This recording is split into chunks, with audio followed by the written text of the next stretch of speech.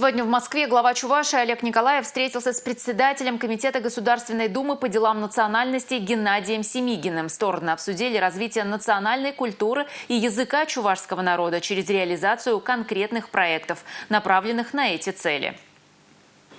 Геннадий Семигин сообщил, что он запланировал участие в торжественной церемонии презентации федерального проекта «Вышитая карта России». Олег Николаев рассказал о том, как появилась идея вышить карту России и привлечь к этой работе все регионы.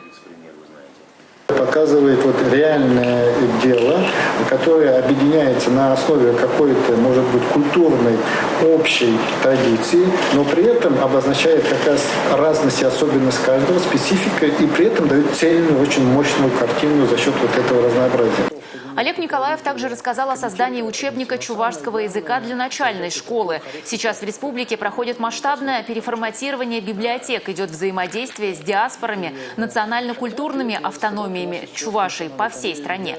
Одним из направлений взаимодействия регионов может стать развитие этнокультурного туризма.